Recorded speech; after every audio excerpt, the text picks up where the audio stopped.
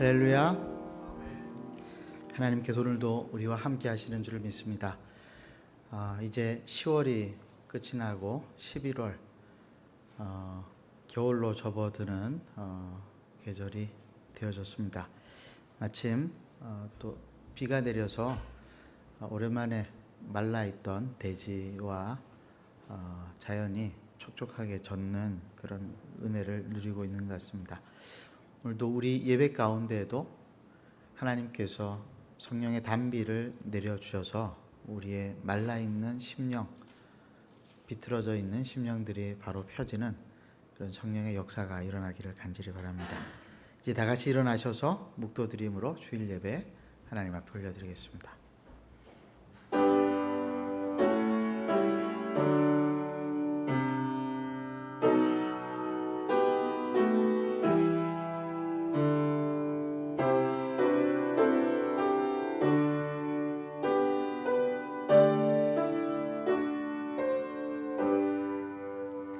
이스라엘아 들으라. 우리 하나님 여호와는 오직 유일한 여호와이시니 너는 마음을 다하고 뜻을 다하고 힘을 다하여 내 하나님 여호와를 사랑하라.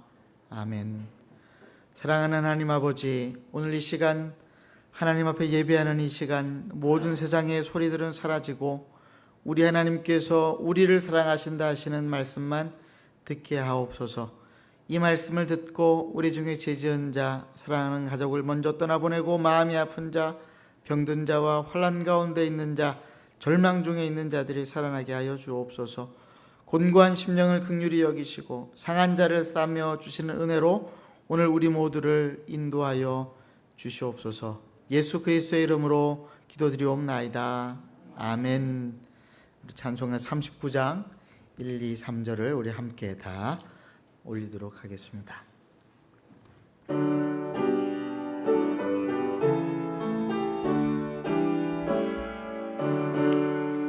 주 은혜를 받으려 모인 성도들, 주 크신 뜻 깨닫게 하옵소서.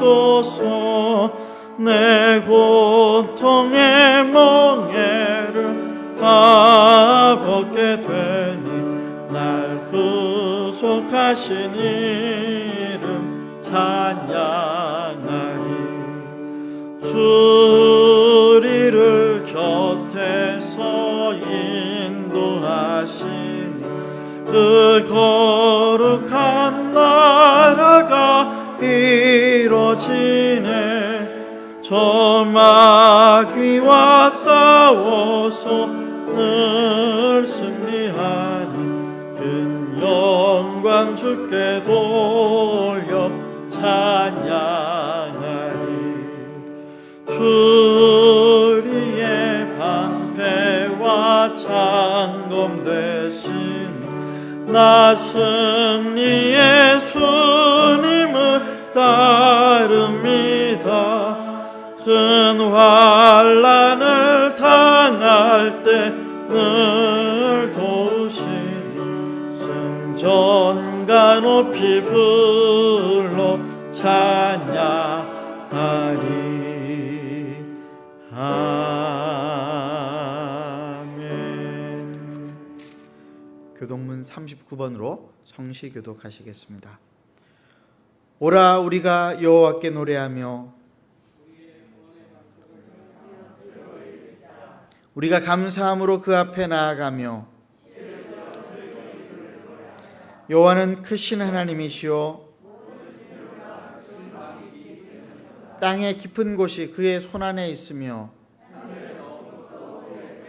바다도 그의 것이라 그가 만드셨고 오라 우리가 굽혀 경배하며 함께 읽겠습니다. 그는 우리의 하나님이시요 우리는 그가 기르시는 백성이며 그의 손이 돌보시는 양이기 때문이라. 아멘. 그 자리 착석하시겠습니다. 이 시간 지난 한 주간의 삶을 돌아보고 우리가 하나님 앞에 죄를 회개할 것이 있다면 회개합시다. 마음 가운데에 아픔과 상처와 염려와 근심이 있다면 우리 하나님께 다 내어놓고 하나님께서 이 시간 함께 하심으로 그 마음들을 치료하여 주시고 싸매어 주시기를 간절히 기도하십시다. 우리 하나님이 우리의 기도를 들으시고 우리를 긍휼히 여겨 주실 것입니다. 기도하시겠습니다. 하나님 아버지, 오늘 이 시간도 하나님 앞에 나왔지만은 우리의 마음에 불편한 것들이 있습니다. 염려와 근심이 우리의 마음을 사로잡고 있습니다. 상처 입은 마음, 하나님 아버지, 하나님께 내어놓지도 못하고 우리가 그저 싸매고 앉아 있습니다. 절망하여 주저앉아 있습니다. 아파서 힘들어 신음하고 있습니다. 성령 하나님 아버지, 우리에게 하나님의 은혜를 베풀어 주시옵소서. 이 시간 우리 모두를 긍휼히 여기셔서 우리가 죄를 회개할 때에 우리의 죄를 용서하시고 우리의 빈 마음 속에 하나님의 긍휼을 채워 주시옵소서. 살아계신 하나님 아버지, 여전히 예배 속에서도 하나님을 만날 수 있을까 의심이 되고 마음속에 근심이 되는 심령들이 있습니다. 하나님 아버지, 이분들을 불쌍히 여겨주시고 이 시간 주 하나님께서 그들에게 찾아가셔서 하나님 아버지 그분들의 심령을 보살펴 주시고 싸매어 치료하여 주시옵소서. 오늘도 우리 하나님께서 우리와 함께 예배하고 계신 줄 믿습니다.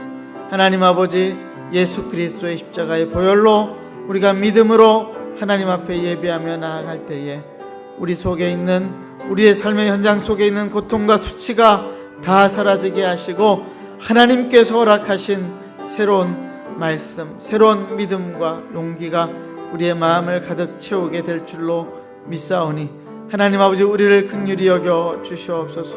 우리를 불쌍히 여겨 주시옵소서. 오늘도 우리와 함께 하시는 하나님 때문에 우리의 인생이 새로워질 것을 믿습니다. 살아계신 하나님 아버지, 하나님 앞에만 우리가 살게 하시고 하나님 앞에서만 우리가 반응하게 하시고 하나님의 말씀에만 순종하며 살아갈 수 있도록 우리 모두를 주님 인도하여 주시옵소서. 아비가 자식을 불쌍히 여김같이 여호와께서 자기를 경외하는 자를 불쌍히 여기시나니 이는 저가 우리의 체질을 아시며 우리가 진토임을 기억하심이로다. 아멘. 사도신경으로 우리 신앙을 고백하겠습니다. 나는 전능하신 아버지 하나님 천지의 창조주를 믿습니다. 나는 그의 유일하신 아들 우리 주 예수 그리스도를 믿습니다. 그는 성령으로 잉태되어 동정녀 마리아에게서 나시고 본디오 빌라도에게 고난을 받아 십자가 못 박혀 죽으시고 장사된 지 사흘 만에 죽은 자 가운데서 다시 살아나셨으며 하늘에 오르시어 전능하신 아버지 하나님 우편에 앉아 계시다가 거기로부터 살아있는 자와 죽은 자를 심판으로 오십니다. 나는 성령을 믿으며 거룩한 공교회와 성도의 교제와 죄를 용서받는 것과 몸의 부활과 영생을 믿습니다. 아멘. 우리 찬송가 292장 1, 2, 3, 4절을 우리 다 부른 후에 최주돈 장로님 나오셔서 대표 기도해 주시겠습니다.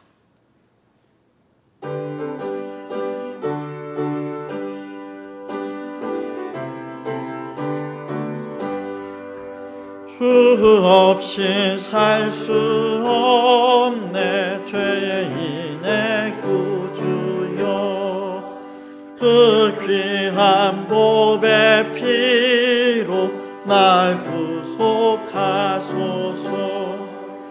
구주의 사랑으로 보혈이 내 소망 나의 위로 내 영광 됩니다. 주 없이 살 수 없네 나 혼자 못 서리. 힘없고 부족하며 지혜도 없도다. 내 주는 나의 생명 힘이라. 주님을 의지하여 지혜를 얻으리. 주 없이 살 수 없네 내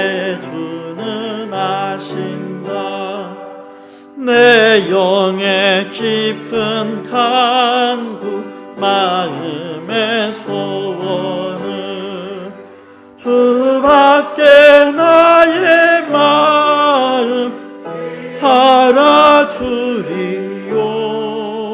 내 마음 위로하사 평온케 하시네.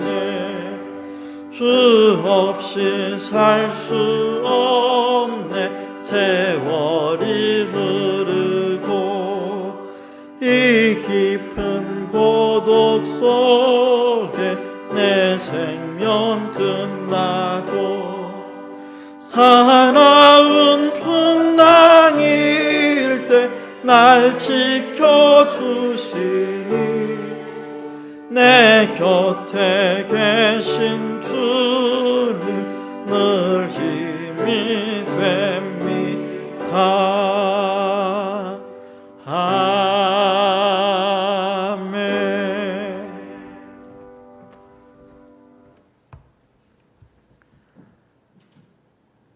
감사하신 하나님 아버지, 예수 그리스도께서 죄인인 우리들을 대신하여서 십자가에 피 흘려 주셔서 감사합니다.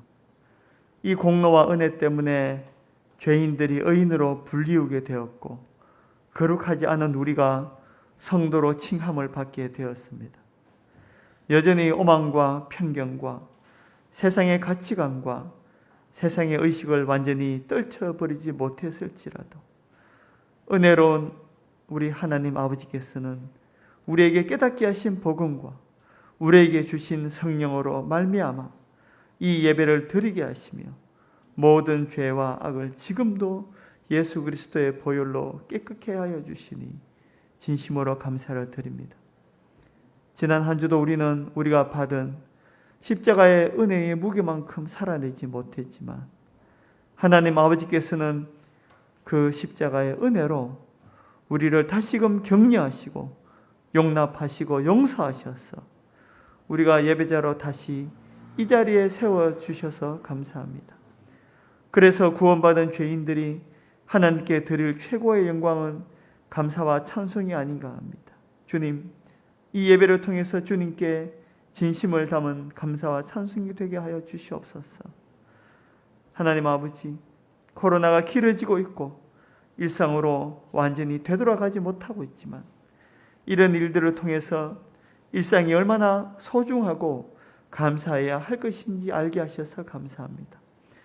예수 그리스도의 십자가의 희생조차 너무나 자주 들어서 무감각해지는 우리들의 딱딱한 마음을 이 시간 다시 한번 갈아엎어 주시고 주님의 은혜에 늘 감격하고 감사하는 삶이 되도록 역사하여 주시옵소서. 하나님 아버지, 여전히 환우들이 많습니다.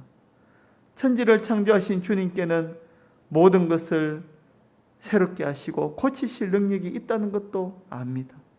그러나 고통과 고난조차 우리 주님이 허락하신 것임을 깨닫고 모든 것을 주님께 맡깁니다. 귀한 권사님이 우리 곁을 떠났지만 그분도 끝까지 주님을 신뢰하였고 우리도 지금도 여전히 주님을 신뢰합니다. 우리들 가운데 많은 어려운 상황에 있는 분들이 있습니다. 그러나 현재 내 상황이 어렵고 아무것도 변하는 것이 없을지라도 우리는 주님을 신뢰합니다. 주님을 신뢰함으로 모든 상황과 모든 질병들이 이로부터 우리가 자유함을 누리게 되기를 기도합니다. 구아브람 선교사님의 4명도 주님을 신뢰함으로 온전하여지기를 기도합니다. 은희가정도 미국에서의 적응과 새 삶을 주님을 신뢰함으로 해낼 수 있기를 기도합니다. 전 세계적으로 코로나가 2차 유행을 하고 있습니다. 많은 이들이 오히려 이를 통해 겸손해지고 진리를 사모하는 계기가 되게 하시고 전능하신 하나님을 믿는 계기가 되게 하여 주시옵소서. 우리 각자가 삶의 현장의 예배와 이 교회에서의 예배 가운데 임재하시는 주님을 만나고 감격하는 시간이 되게 하여 주시옵소서. 말씀을 전하시는 목사님 가운데 주님 준비하신 말씀 가운데 당신의 은혜를 부어주시고 우리의 마음 가운데도 당신의 은혜를 부어주셔서 이 말씀이 우리 모두에게 역사하는 예배, 이를 통해서 하나님의 뜻과 임재를 깨닫는 예배 되게 하여 주시옵소서. 예수 그리스도의 이름으로 기도드렸습니다. 아멘.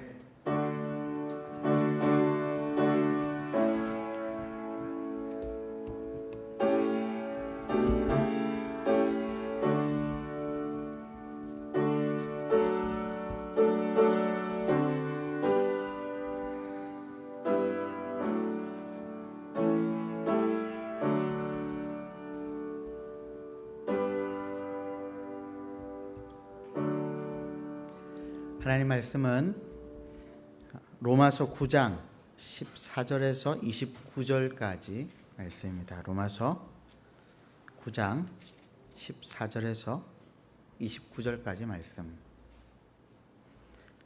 저와 여러분이 한 절씩 교독하도록 하겠습니다.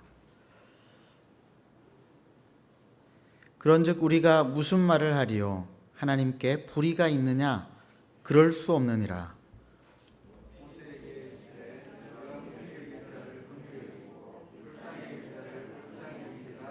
그런즉 원하는 자로 말미암음도 아니요 다른 박질하는 자로 말미암음도 아니요 오직 긍휼히 여기시는 하나님으로 말미암음이니라.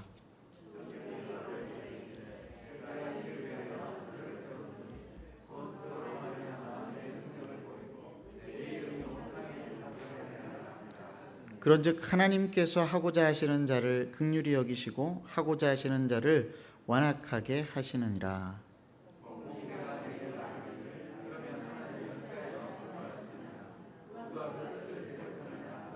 이 사람아, 내가 누구이기에 감히 하나님께 반문하느냐? 지음을 받은 물건이 지은 자에게 어찌 나를 이같이 만들었느냐 말하겠느냐?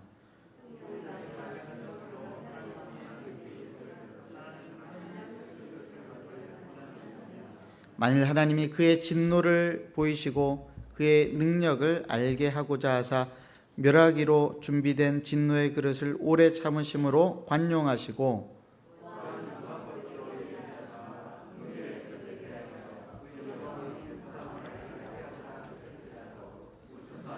이 그릇은 우리니 곧 유대인 중에서뿐 아니라 이방인 중에서도 부르신 자니라.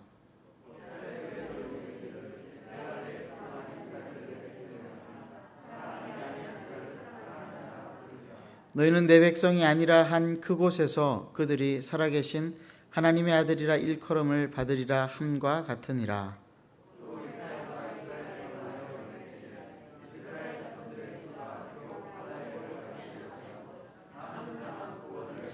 주께서 땅 위에서 그 말씀을 이루고 속히 시행하시리라 하셨느니라.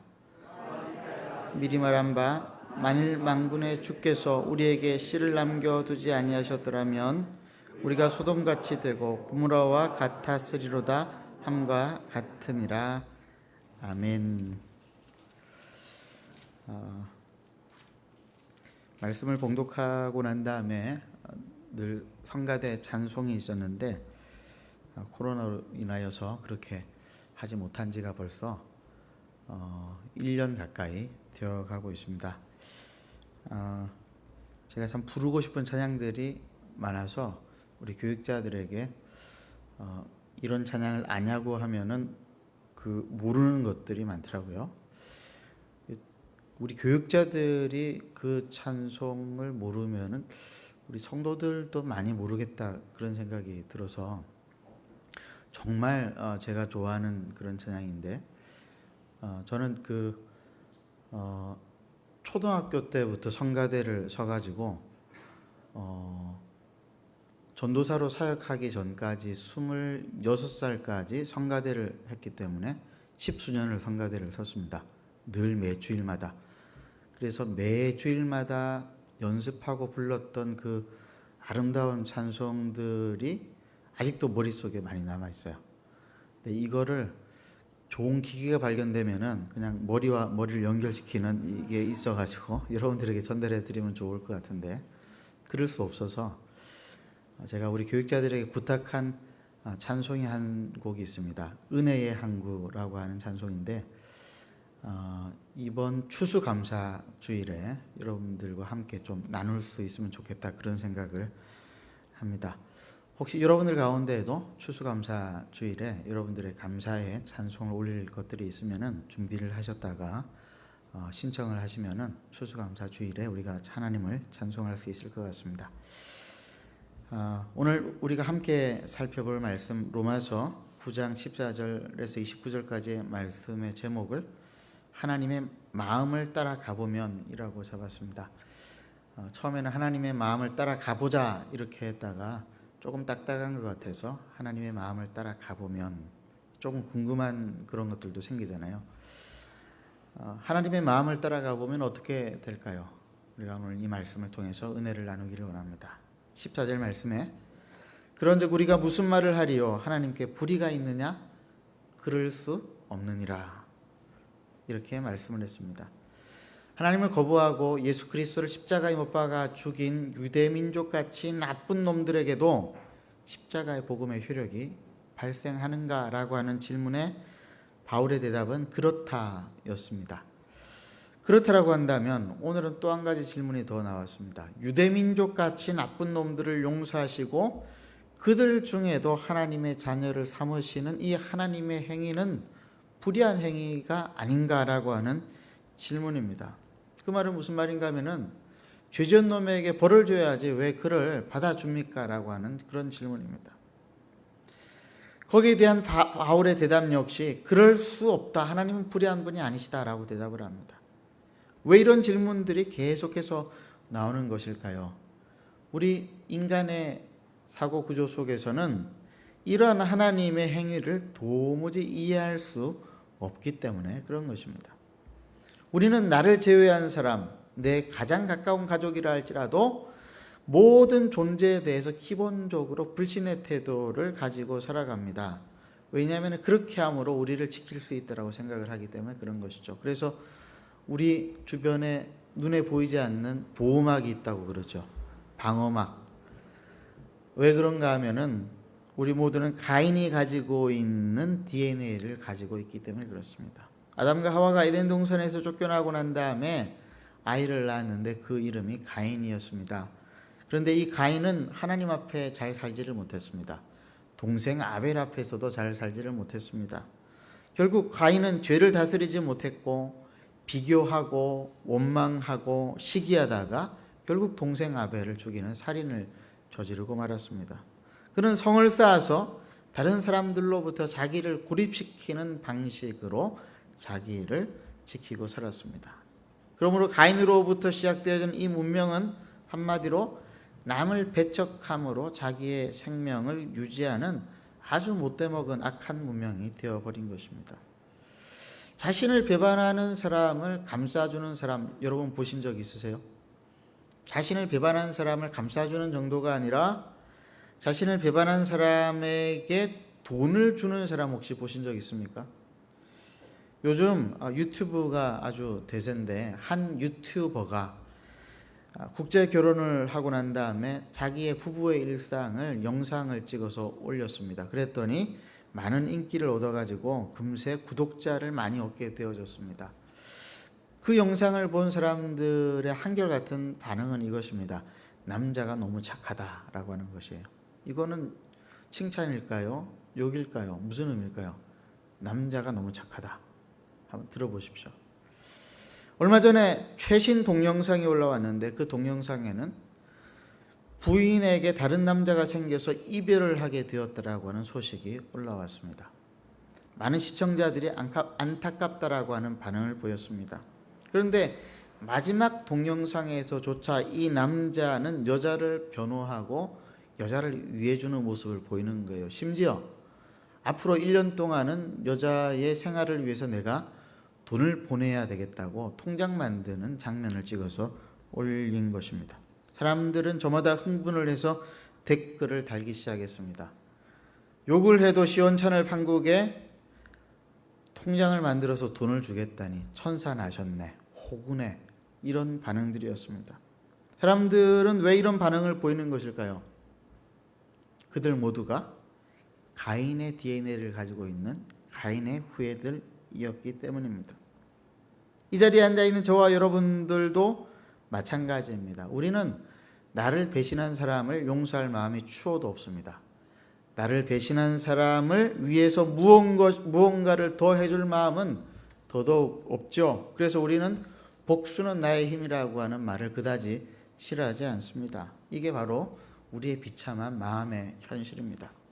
그런데 예수님의 십자가 사랑은 우리가 당연히 여기는 이런 사고 구조를 완전히 바꿀 것을 요구하고 있습니다. 그래서 사도 바울은 끔찍한 죄를 저지른 유대인이라고 할지라도 그들을 구원의 대상에서 하나님이 제외시키지 않으셨다라고 말씀을 한 것입니다. 그리고 그런 하나님의 행동을 불의하다라고 말을 할 수 없다라고 오늘 14절에서 이야기를 한 것이죠.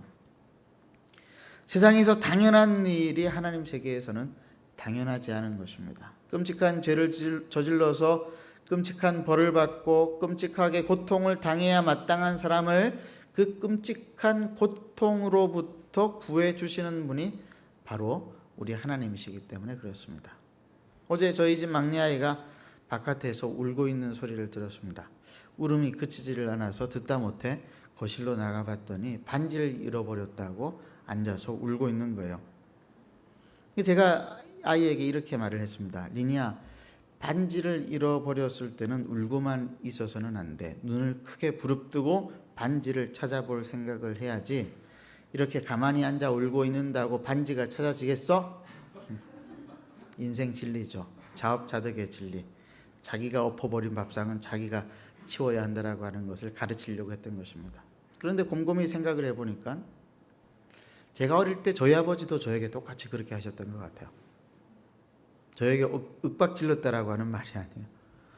제가 쩔쩔매고 있을 때 저희 아버지는 늘 저를 대신해서 제가 해결하지 못하는 문제들을 해결해 주셨습니다.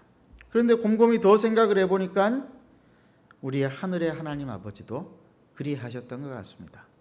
쩔쩔매는 내 인생, 눈물 나는 내 인생의 속으로 들어오셔서 나 대신 찾아주시고 나 대신 문제를 해결해 주셨습니다. 그분이 바로 우리 하나님 아버지 아닙니까? 내가 잘못했고 내가 벌을 받고 내가 고통을 당해야 하는데 하나님은 그런 내 모습을 보고 나를 불쌍히 여기십니다.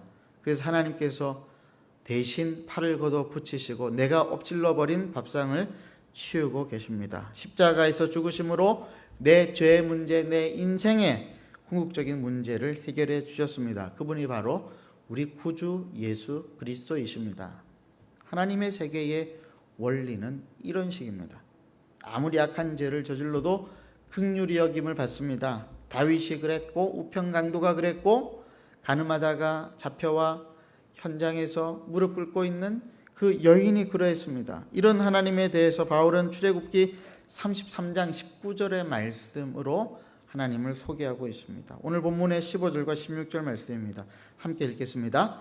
모세에게 이르시되 내가 긍휼히 여길 자를 긍휼히 여기고 불쌍히 여길 자를 불쌍히 여기리라 하셨으니 그런즉 원하는 자로 말미암음도 아니요 다른 박질하는 자로 말미암음도 아니요 오직 긍휼히 여기시는 하나님으로 말미암음이니라. 하나님께서 우리를 선택하셔서 우리를 긍휼히 여기신다. 하나님의 선택은 늘 긍휼과 이어져 있다라고 하는 것을 우리는 잊고 살 때가 많습니다. 왜 그러냐면은 세상의 선택은 그렇지가 않거든요. 세상에서의 선택은 이렇게 딱 찍어가지고 선택을 해서는 괴롭히지 않습니까? 그게 왕따 아닙니까? 주유소 습격 사건이라고 하는 영화 보면은 유호성이 여러 명과 싸움을 하는데 절대적으로 불리하니까 뭐라고 이야기를 하냐면은 나는 한 놈만 팬다. 그리고 딱 한 사람을 지목을 해요. 그리고 싸움을 시작해서 정말 그 한 명만 죽도록 패는 거예요. 그 모습을 보고 질려가지고 패거리들이 도망을 가는 장면이 나옵니다. 그런데 영화에서나 볼 수 있는 그러한 끔찍한 선택이 이 세상에는 얼마나 많습니까? 그러나 우리 하나님의 선택은 결코 그렇지 않다라고 하는 것이죠. 하나님의 선택은 항상 긍휼을 베풀기 위한 선택입니다. 결코 우리의 잘잘못을 따져서 우리를 책망하고 우리를 심판하시기 위해서 우리를 선택하시는 것이 아닙니다. 그렇다면 바로 다음에 이어 나오는 말씀을 우리는 어떤 식으로 이해해야 할까요? 17절 말씀을 17절과 18절의 말씀을 제가 읽어드리겠습니다. 성경이 바로에게 이르되 내가 이 일을 위하여 너를 세웠으니 곧 너로 말미암아 내 능력을 보이고 내 이름이 온 땅에 전파되게 하려 함이라 하셨으니 그런즉 하나님께서 하고자 하시는 자를 긍휼히 여기시고 하고자 하시는 자를 완악하게 하시느니라. 이 말씀을 들어보면 얼핏 마치 하나님이 이집트의 바로 임금을 억지로 고집스럽게 만들어서 하나님을 대적하게 만드시는 것 같아 보입니다. 그러나 이 말씀은 그런 뜻이 아닙니다. 만약에 이런 식의 해석을 하게 되면 하나님은 독재자가 되는 거예요. 하나님은 사람의 인격을 함부로 침범하는 분이 되는 것입니다. 하나님은 아무리 악인일지라도 그 사람의 인격을 함부로 침범하지 않으십니다. 이것이 바로 현대사회에서 그토록 강조하는 인권 존중의 원리입니다. 그래서 범죄자들의 인권도 존중해야 된다라고 이야기를 하는 거예요. 그렇다면 이 말씀을 어떻게 해석해야 될까요? 이렇게 해석하면 됩니다. 하나님은 이집트의 바로 왕처럼 하나님을 모르고 하나님의 일을 대적하는 사람까지도 사용하셔서 하나님의 영광을 드러내게 하셨다. 하나님이 10가지 재앙을 내리신 이유가 무엇입니까? 바로와 이집트 백성들을 다 죽여버리려고 10가지 재앙을 내리신 것일까요? 아니요. 오늘 본문은 이야기하기를 하나님의 영광을 나타내기 위함이다, 이렇게 말씀을 하셨습니다. 하나님을 제대로 알지 못하는 무지한 바로 임금과 이집트 백성들이 하나님이 어떠한 분이신지를 알고 회개하고 돌이키기를 원해서 10가지 재앙을 내리신 거예요. 그런데 바로가 고집을 부리는 것이죠. 그랬더니 하나님이 그 고집스럽고 완악한 바로를 그냥 내버려 두신 것입니다. 이게 하나님이 바로를 완악하게 하셨다. 조금 더 정확하게 표현하면은 하나님이 바로가 완악한 그대로를 내버려 두셨다, 이런 뜻입니다. 이것을 신학적인 표현으로 하나님의 유기라고 합니다. 유기라고 하는 말 많이 들어보셨죠?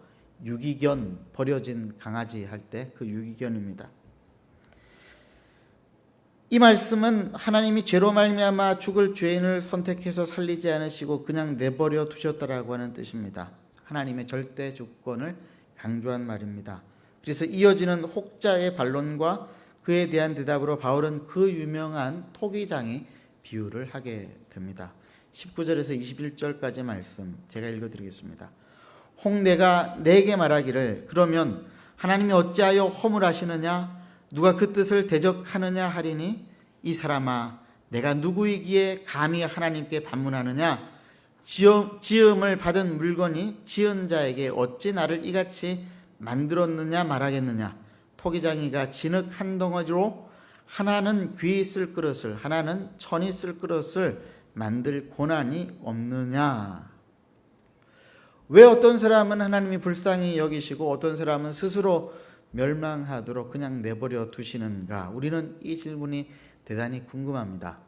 특별히 우리가 궁금해하는 것은 하나님이 유기하시는, 하나님이 그냥 내버려 두시는 그 어떤 사람에 대한 운명입니다. 우리가 왜 이것에 대해서 특별히 궁금해 할까요? 그 이유는 우리가 버림받는 유기에 대한 경험이 있고 또 익숙하기 때문에 그런 것입니다. 요즘 강아지나 고양이들을 키우는 분들이 있는데 예전에는 사서 고양이도 키우고 강아지도 키웠잖아요. 강아지 값이 꽤 비쌌던 것으로 기억을 하는데 요즘은 그 버려진 강아지 유기견이나 유기묘가 많아가지고 그 아이들을 데리고 와서 키우는 경우가 많다고 그러죠. 아마 우리 성도들 가정에도 그런 분들이 계실 것입니다. 그런데 왜 유기당한 강아지를 키웁니까? 이렇게 질문을 하면은 사람들이 그 이유를 이렇게 대답을 합니다. 불쌍해서요. 마음이 아파서요. 그냥 가만히 있지를 못해서요. 근데 가만히 생각을 해보면요, 여러분, 세상에 길바닥에 버려진 채로 떠돌아다니는 강아지, 고양이가 어디 그 한 마리 뿐이겠습니까? 얼마나 많은 강아지와 고양이들이 버려진 채로 길거리에서 유기되어 있습니까? 그런데 누가 이렇게 말을 했다고 생각해 봅시다. 왜 그놈은 데려오고 저 길바닥에 버려져 있는 저놈들은 내버려 둡니까? 왜 이놈은 데리고 와서 돌보고 나머지 놈들은 길바닥에 죽도록 내버려 둡니까? 당신 참 잔인한 사람이군요. 이런 식으로 누가 쏘아붙인다라고 한다면 여러분 어떻게 대응해야 할까요? 사실 이 질문은 대응할 가치가 없는 질문입니다. 그래서 무관심이 상책이에요. 왜냐하면 이것은 말이 안 되는 질문이기 때문에 그렇습니다. 그런데 바울은 이 질문에 대하여서 아주 자세히 그리고 친절하게 대답을 해줍니다. 22절에서 24절까지 말씀 함께 읽어보도록 하겠습니다. 시작. 만일 하나님이 그의 진노를 보이시고 그의 능력을 알게 하고자 하사 멸하기로 준비된 진노의 그릇을 오래 참으심으로 관용하시고 또한 영광받기로 예비하신 바 긍휼의 그릇에 대하여 그 영광의 풍성함을 알게 하고자 하셨을지라도 무슨 말을 하리요? 이 그릇은 우리니 곧 유대인 중에서뿐 아니라 이방인 중에서도 부르신 자니라. 아멘. 무슨 말입니까? 하나님은 오직 당신의 깊으신 뜻 안에서 당신의 의지를 드러내신다라고 하는 말입니다. 쉽게 말하면은 그 이유는 하나님의 마음에 달려있다라고 하는 말입니다. 그런데 우리는 이 하나님의 마음에 달려있다라고 하는 이 말을 악의적으로 해석할 때가 많습니다. 우리가 나쁜 경험이 있기 때문에 그렇습니다. 독재자 마음대로, 힘센 놈 마음대로 하는 것에 얼마나 많이 휘둘렸습니까? 그러니까 하나님 마음대로라고 하는 말이 나오면 그게 생각이 나는 거예요. 그래서 하나님께서 마음대로 선택하시고 유기하시는 그 상황이 우리의 마음에 들지 않을 때가 많습니다. 혹시라도 내가 버려질까 봐, 유기될까 봐 더욱더 불안해합니다. 그것은 다 우리의 잘못된 경험과 학습 때문에 생긴 것입니다. 그런데 하나님의 마음대로라고 하는 이 말은 결코 악용될 수가 없다라고 하는 것을 성경은 우리에게 이야기해 주고 있지 않습니까? 마태복음 20장 1절에서 15절까지 말씀을 우리 한번 살펴보도록 하겠습니다. 함께 교독하겠습니다.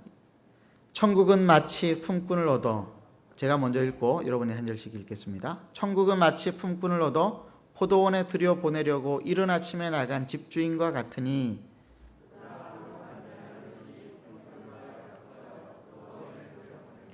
또 제3시에 나가보니 장터에 놀고 서 있는 사람들이 또 있는지라.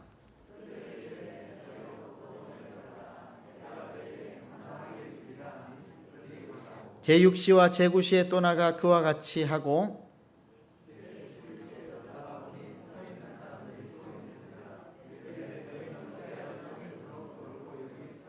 이르되 우리를 품꾼으로 쓰는 이가 없음이니이다. 이르되 너희도 포도원에 들어가라 하니라.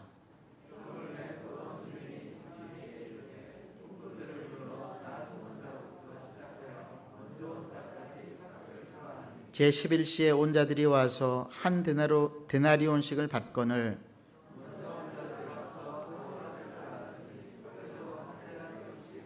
받은 후 집주인을 원망하여 이르되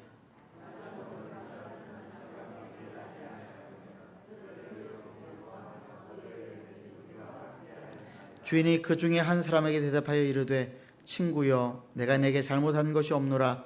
내가 나와 한 데나리온의 약속을 하지 아니하였느냐.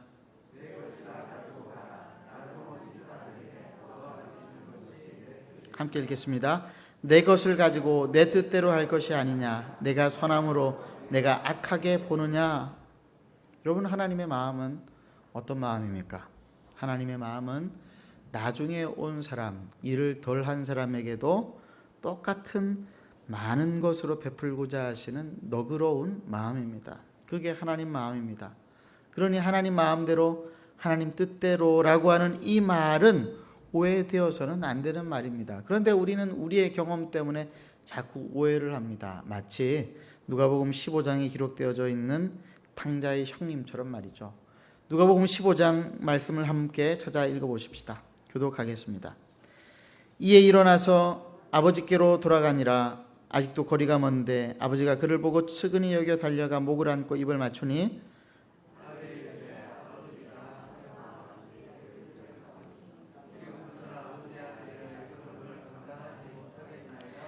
아버지는 종들에게 이르되 제일 좋은 옷을 내어다가 입히고 손에 가락지를 끼우고 발에 신을 신기라.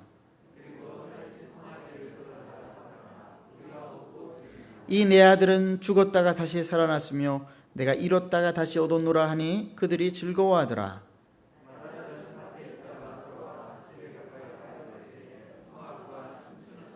한 종을 불러 이 무슨 일인가 물은데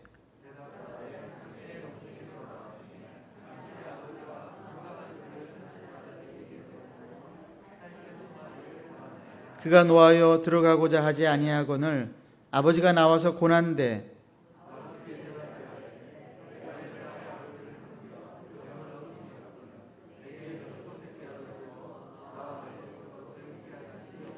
아버지의 살림을 창녀들과 함께 삼켜버린 이 아들이 돌아오매 이를 위하여 살찐 송아지를 잡으셨나이다.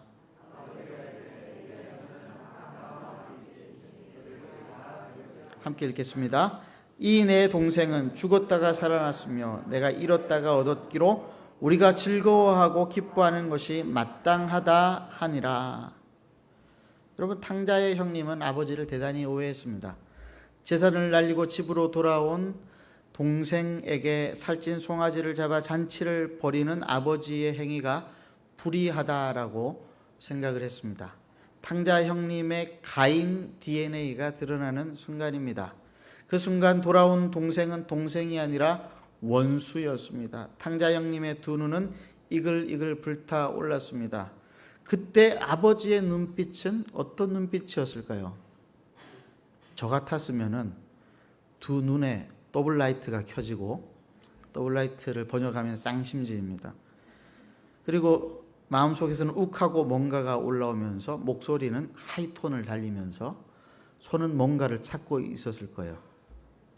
뭔가 어떻게 해보려고. 여러분, 이 아버지는 어떤 눈빛을, 어떤 태도를 보였을까요? 아마 여러분들이 기억하시는 명화 중에 렘브란트의 돌아온 탕자라고 하는 그림이 기억나실 것입니다. 한없이 그윽한 눈빛, 그리고 긍휼히 여기는 눈빛으로 아들을 안고 있는 장면이 나옵니다. 이 아버지는 어떤 아버지였습니까? 착해도 너무 착한 아버지였습니다. 이 아버지는 첫 번째로 작은 아들이 자기 몫의 재산을 달라고 했을 때 기꺼이 재산을 떼어 보내어주는 담대한 아버지였습니다. 우리는 이런 담대한 부모가 되지 못하죠. 어떻게 하려고 그래? 잔소리가 시작됩니다. 두 번째로 작은 아들이 돌아오는 것을 언제든지 받아주고 따뜻하게 맞아주는 통 큰 아버지였습니다. 우리는 뭐라고 이야기하죠? 거 봐, 내가 그랬잖아. 조롱하지 않습니까? 세 번째로 이 아버지는 집에서 아버지를 섬긴 저에게는 왜 아무것도 안 주시는 겁니까? 라고 하면서 불만을 터뜨리고 아버지를 불의하다라고 하는 못난 큰아들을 향해서 너는 왜 이렇게 못나게 굴어? 이렇게 말씀하지 않으시고 내 것이 다 내 것이 아니냐 하고 좋은 말로 타이르는 참 좋은 아버지이십니다. 이 아버지가 우리의 하나님 아버지시죠. 그분은 당신의 선하신 뜻대로 우리를 죄 가운데에 건져주셨습니다. 그분은 당신의 마음을 따라 당신 마음대로 죄인인 우리를 하나님의 자녀로 삼아주셨습니다. 그분은 그럼에도 불구하고 우리가 또 죄를 짓고 자업자득으로 고통을 당하면서 살아가고 있는 그 고통의 삶의 현장에 마음대로 들어오셔서 팔을 걷어 붙이시고 우리가 엎어버린 밥상을 우리를 대신하여 치우고 계신 분이십니다. 우리가 주저앉아 울고 있을 때 그분 마음대로 우리의 눈물을 닦으시면서 우리를 대신하여서 우리를 업고 그 길을 걸어가시는 분이십니다. 사랑하는 형제자매 여러분, 우리의 잘못된 경험으로 하나님을 불의한 분으로 몰아서는 안 되겠습니다.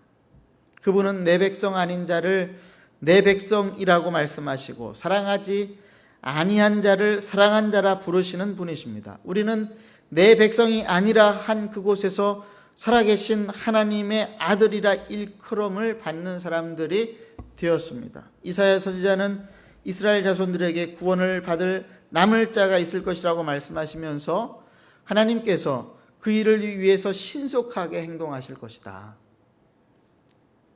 남은 자들을 건지시기 위해서 신속하게 행동을 하실 것이다. 그리고 말씀하시기를 만일 만군의 주께서 우리에게 씨를 남겨두지 아니하셨더라면 우리가 소돔같이 되고 고모라와 같이 되었으리라. 이렇게 말씀을 하십니다. 우리 하나님은 너그러우신 분이십니다.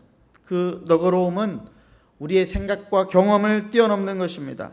그 하나님을 만날 때에 우리가 너그러운 사람이 되어질 수 있습니다. 그 하나님의 너그러우심을 따라서 우리가 다른 사람들에게 너그러운 사람이 되어줄 때에만 우리 하나님이 세상 사람들의 눈에 보이게 되어지는 것입니다. 팀 로빈슨이 주연한 쇼생크 탈출이라고 하는 영화가 있습니다. 본 적 있으세요? 영화의 제목이 한글로는 쇼생크 탈출인데 영어로는 더 쇼생크 리디미션이에요. 쇼생크 엑시트가 아니라 쇼생크 리딤션. 리딤션이라는 말은 구원받다라고 하는 말입니다. 그러니까 감옥을 타러 가는 이야기가 아니라 쇼생크 감옥이 구원받는 이야기예요. 이게 이해가 안 돼서 한국 사람들은 쇼생크 탈출이라고 한 거예요. 근데 이 쇼생크라고 하는 이름이 좀 특이해요. 쇼생크는 미국의 한 지역 이름이기도 하지만은 이집트, 고대 이집트 22왕조를 열었던 왕의 이름이었습니다. 구약 성경에도 나오는데 북이스라엘 여로보암에게 반기를 들었다가 들켜가지고 이집트로 망명을 가게 될 때 그때에 이집트를 다스리던 임금이 쇼생크였는데 한글 성경에는 시삭이라고 불렀습니다. 기억나세요? 시삭. 그러니까 더 쇼생크 리딤션이라고 하는 말은 한편으로는 이집트 왕의 구원이라고 하는 말을 뜻하기도 합니다. 이스라엘 민족을 노예로 삼았던 가해자였던 이집트 왕의 구원이라고 하다니 이게 무슨 뜻이 있을까요? 사실 주인공 앤디는 아무런 죄가 없이 억울한 누명을 쓰고 감옥에 들어간 것입니다. 어느 날 집에 강도가 들었는데 그 강도가 자기 사랑하는 아내를 쏘아 죽였습니다. 그런데 그 쏘아 죽였던 권총이 그 앤디의 그 권총이었던 것이죠. 그래서 감옥에 억울하게 들어갔습니다. 감옥에 갇힌 앤디는 어떻게 쇼생크 감옥을 구원해 내었을까요? 앤디는 감옥 안에서 말없이 동료와 간수들을 섬기기 시작을 했습니다. 교도소 경비대장이 먼 친척으로부터 유산을 상속받게 되었는데 3만 불의 유산을 다 세금으로 빼앗기게 생겼다라고 하는 이야기를 듣고 죄수 앤디는 감히 교도소 경비대장에게 찾아가서 그 돈을 찾아줄 수 있다라고 말을 합니다. 그러나 거칠고 폭력적이었던 감옥의 경비대장이 그 말을 듣고 앤디를 몰아붙입니다. 말도 안 되는 소리 하지 마. 내가 너를 죽일 수도 있어. 그러자 앤디가 조근조근 합법적인 방법을, 증여세를 면제받을 수 있는 방법을 알려줍니다. 그리고 겸손하게 부탁하기를 만약에 그렇게 되면은 내 동료 죄수들에게 맥주 2병씩만 나누어 주십시오라고 부탁을 합니다. 어떻게 되었을까요? 앤디의 말대로 이 교도소 경비대장이 다 그 돈을 받을 수 있게 되었습니다. 세금을 면제받게 되어진 경비대장은 감옥 안의 죄수들에게 앤디의 부탁대로 맥주를 2병씩 나누어 줍니다. 그것이 앤디가 쇼생크 감옥을 구원하는 방법이었습니다. 이렇게 동료들을 위하고 심지어 간수들까지 보살폈던 앤디가 아무도 모르게 탈옥에 성공을 했을 때에 쇼생크 감옥에 있었던 앤디의 동료 죄수들은 앤디의 탈옥을 마치 자기의 일과 같이 기뻐합니다. 그러면서 앤디가 감옥에 있었던 일들을 하나씩 이야기하기 시작합니다. 한 번은 앤디가 감옥 방송실 안에 들어가서 모차르트의 오페라 피가로의 결혼에 나오는 저녁 산들바람은 부드럽게라고 하는 노래의 앨범을 발견을 하고는 그 앨범을 듣게 됩니다. 그런데 앤디 생각에 자기만 들을 것이 아니라 감옥에 갇힌 모든 죄수들에게, 간수들에게 들려줬으면 좋겠다라고 하는 생각이 들었습니다. 그래서 그 음악을 들으면서 교도소 전체에 연결되어져 있는 스피커의 전원을 올려버립니다. 어떻게 되었을까요? 갑자기 교도소 전체에 그 모차르트의 음악이 흐르기 시작을 한 것입니다. 사람들은 이게 무엇인가 하면서 깜짝 놀라서 우두커니 서서 그 음악을 감상을 하게 되었습니다. 간수나 죄수나 모두 다 음악을 듣게 되었습니다. 그 이야기를 하면서 앤디가 그때 우리에게 음악을 들려줬지. 앤디가 그때 우리에게 맥주 2병씩을 나누어 주었지. 그러면서 교도소 경비대장에게 말하기를 앤디가 우리를 자기의 동료라고 불렀어. 앤디의 쇼생크 감옥을 구원하는 방식은 늘 그런 것이었습니다. 교도소 안에 갇혀 있던 죄수들은 더 이상 감옥 안에 갇혀 있지 않았습니다. 탈옥한 앤디와 함께 그들의 정신 세계는 이미 자유인이 되어 버렸습니다. 그래서 영화 제목이 또 쇼생크 리딤션, 쇼생크 감옥의 구원이었습니다. 예수님께서 이 땅에 인간의 몸을 입고 33년을 사시다가 십자가에서 죽으시고 그리고 부활하시자 더 이상 죄인인 우리들은 죽음의 공포에 휘둘리지 않게 되었습니다. 예수님께서 오셔서 모든 사람들의 죄를 대신하여 죽으심으로 우리 모두는 예수님과 더불어서 하나님 앞에 죄 없는 하나님의 자녀요 하나님의 가족이 되어버렸습니다. 우리는 이것을 사랑의 가족 공동체, 교회 공동체라고 부릅니다. 히브리서 5장 7절에서 10절 말씀은 이렇게 이야기합니다. 그는 육체에 계실 때에 자기를 죽음에서 능히 구원하실 이에게 심한 통곡과 눈물로 간구와 소원을 올렸고 그의 경건하심으로 말미암아 들으심을 얻었느니라.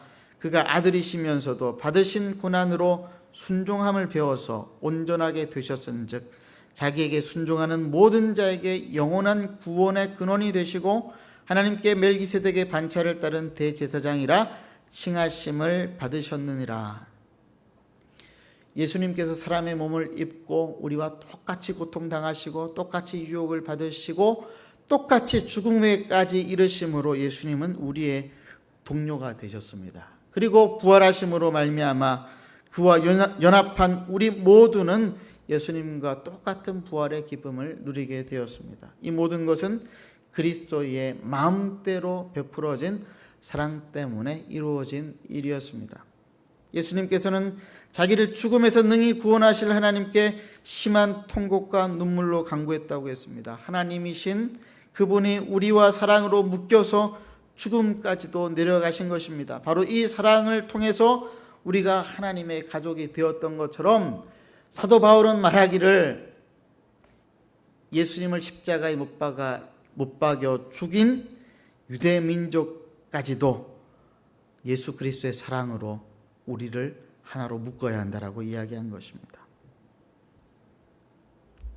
하나님 아버지께서 그런 분이시니까, 우리를 구원하신 예수 그리스도께서 바로 그런 분이시니까, 바로 그 하나님 마음대로 베풀어졌었던 그 사랑의 방식으로 우리가 우리의 이웃들과 묶여야 한다고, 유대인들과도 묶여야 하고 헬라인과도 묶여야 하고 죄를 지은 죄인들과도 묶여야 하고 이 세상 가운데 끔찍한 삶을 살아가는 사람들과도 우리는 연대해야 한다. 우리는 그런 방식으로 하나님의 구원을 이 땅에 보여주어야 한다. 이게 사도 바울이 예수님을 십자가에 못 박아 죽여서 저주받아야 할 것이라고 말했던 유대 민족을 향하여 하신 말씀이었습니다. 기도하겠습니다. 이 시간 이렇게 기도합시다. 하나님이 우리의 인생에 마음대로 들어오셔서 우리 편에 서 주셨던 것처럼 우리도 우리와 함께 살아가는 우리 이웃들을 왕따시키지 않고 그들 편에 서서 그들과 함께 울고 웃으며 하나님의 자비로우심과 너그러우심을 드러내는 인생, 그런 구원의 인생을 살아가게 하여 주시옵소서. 함께 기도하시겠습니다.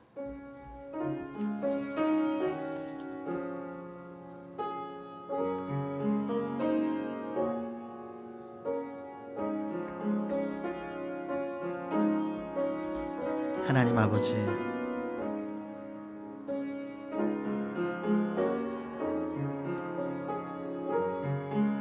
우리는 하나님의 그 방법은 얼마나 크고 오묘하신지요.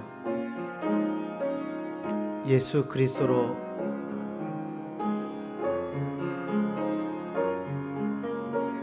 하나님의 아들이신 그분을 십자가에 죽이심으로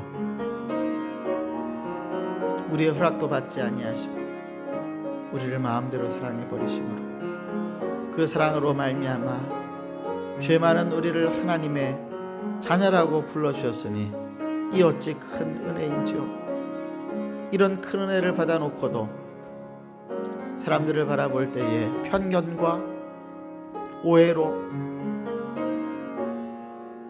축복하고 그들을 섬기는 것이 아니라 저주하고 그들을 따돌려버리는 그런 어처구니 없는 이 짓을 저지르는 우리는 얼마나 더 큰 죄악, 하나님 그 죄인들입니다. 하나님 아버지, 이 시간 하나님의 말씀을 듣고 이 말씀 앞에 다시 한번 결단합니다.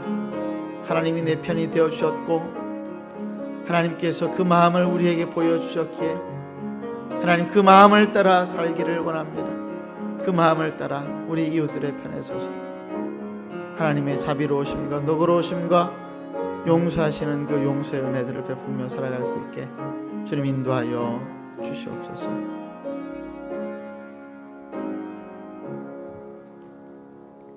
하나님 아버지, 우리가 이 땅에서 이 죄악된 세상에서 경험하는 것들 때문에 우리 하나님도 의뢰 그런 분이실 것이라고, 아무리 하나님이시라도 아무리 예수님이시라도 이런 큰 죄를 저지른 나를 용납하지 않으실 것이라고 생각하고 다른 사람들도 그런 식으로 바라보며 하나님 살던 우리의 못난 모습들 하나님 이 시간 다시 돌아봅니다. 우리 하나님 아버지께서는 돌아온 탕자나 집에 남아있던 큰아들이나 똑같은 방식으로 사랑하시고 똑같은 방식으로 품고 안아주셨다고 하셨는데 하나님 아버지, 우리는 그러한 방법으로 그러한 하나님의 마음을 가지고 이웃들을 돌아보고 있는지 하나님 아버지 우리가 깊이 생각하게 하여 주옵소서.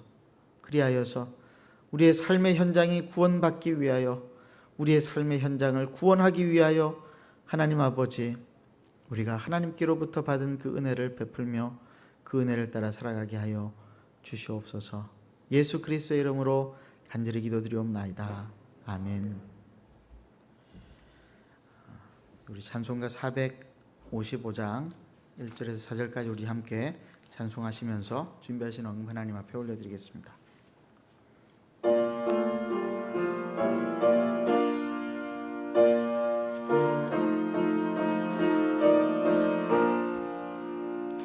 주님의 마음을 본받는 자 그 마음의 평강이 찾아오면 험악한 세상을 이기리니 하늘로부터 임함이로다. 주님의 마음 본받아 살면서 그 거룩하심 나도 이루리. 주 모습 내 눈에 안 보이며 그 음성 내 귀에 안 들려도 내 영혼 날마다 주를 만나 신령한 말씀 늘 배우도다. 주님의 마음 본받아 살면서 그 거룩하심 나도 이루리. 가는 길 거칠고 험하여도 내 맘에 불평이 없어짐은 십자가 고난을 이겨내신 주님의 마음 본받음이라. 주님의 마음 본받아 살면서 그 거룩하신 나도 이루리. 주 예수 세상에 다시 오실 그날엔 무성도 변화하여 주님의 빛나는 그 형상을 다 함께 보며 주 찬양하리. 주님의 마음 본받아 살면서 그 거룩하신 나도 이루리. 기도하겠습니다. 하나님 아버지, 주님의 형상, 주님의 마음을 따라서 살아갈 때만 우리가 능히 세상을 이길 수 있음을 믿습니다. 이 믿음으로 하나님 앞에 나와 우리의 물질을 우리를 위해 다 사용하지 아니하고 우리의 일부분을 하나님께 올려드림으로 하나님께서 이 땅 가운데 그 하나님의 사랑과 자비를 펼치시기를 간절히 원합니다. 하나님 아버지, 드린 손길들을 축복하시고 그들의 믿음을 따라 그들의 삶을 인도하여 주시옵소서. 부족한 것이 있으면 채워주시고 어려운 상황이 있다면 그들을 그 어려움으로부터 건져내어 주시옵소서. 그리하여서 우리도 주님처럼 그러한 넉넉한 사랑과 마음을 가지고 우리 이웃들을 돌보고 우리 가족들을 돌보고 살아갈 수 있도록 축복하여 주시옵소서. 예수님의 이름으로 기도드리옵나이다. 아멘. 우리 한마음교회 처음 오신 분 계시면은 여러분들 환영합니다. 최근에 경북대학교 수업이 이제 대면 수업으로 전환되는 것들이 있으면서 학생들이 조금씩 나오고 있습니다. 올해만 우리 경북대에서 한마음교회로 예배드리러 나온 학생들이 대여섯 명 정도 되는데 눈에 보이는 우리 형제자매들이 있으면은 여러분들 반가운 마음으로 맞아주시고 좋은 교제를 나누어 주시기를 부탁을 드립니다. 교회 소식 알려드리겠습니다. 11월 15일은 우리가 한 해 동안 하나님 앞에 감사의 제목들을 가지고 하나님께 나아가는 추수감사 주일이면서 또 성례식과 성찬식을 거행하게 됩니다. 이 날을 위해서 기도해 주시기를 부탁을 드립니다. 몇 가지 아이디어들을 좀 가지고 있는데 다음 주에 구체적으로 말씀을 드리겠습니다. 우리가 하나님 앞에 감사를 어떻게 표현할 것인가, 그리고 우리 성찬에 어떻게 참여할 것인가 고민하고 생각하면서 한 주간 기도해 주시기를 부탁을 드립니다. 온라인 성경 공부가 매주 금요일 저녁 9시 30분부터 있습니다. 아직까지 참여하실 수 있으니 참여를 원하시는 분들은 사무실이나 저에게 신청해 주시길 바랍니다. 이번 주에 경북대 복음화 협의회 모임과 경북노회 세미나가 있습니다. 위에서 기도해 주시기를 부탁을 드립니다. 그리고 밖으로 나가실 때에 우리 장경숙 집사님이 부친의 장례 일정 가운데 함께해 주신 성도님들에게 감사하면서 떡을 내셨고요. 그리고 우리 송하광 형제가 기화되어진 것을 하나님 앞에 감사하면서 우리 성도들과 귤을 함께 나누고 싶다고 했습니다. 받아가시면서 우리 두 분을 위해서 기도해 주시기를 부탁을 드립니다. 그 외에 기도 제목들을 살펴보시고 특별히 구아브람 선교사님 이번 주에 자가격리가 끝나면은 이제 본격적인 치료를 해야 되는데 치료 일정을 위해서 기도해 주시기를 바랍니다. 미국에 가 있는 소혜영 언니 우리 가족을 위해서도 계속 기도해 주시기를 부탁을 드립니다. 옆에 있는 분들과 함께 이렇게 인사하실까요? 주님의 마음을 따라 사는 사람이 됩시다. 이렇게 한번 인사하십시다. 예.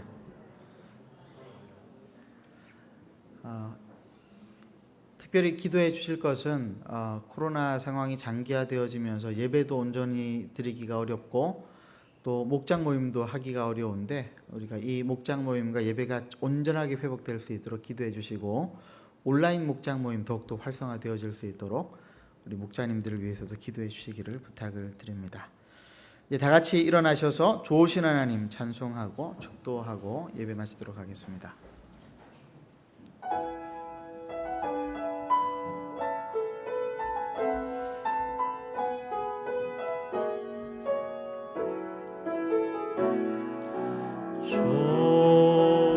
좋으신 하나님, 좋으신 하나님, 참 좋으신 나의 하나님,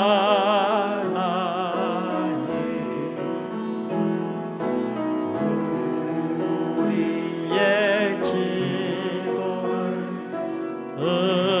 응답해 주시는 참 좋으신 나의 하나님,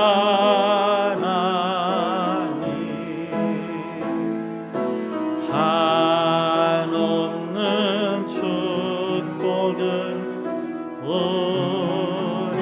우리에게 주시는 참 좋으신 나의 하나님.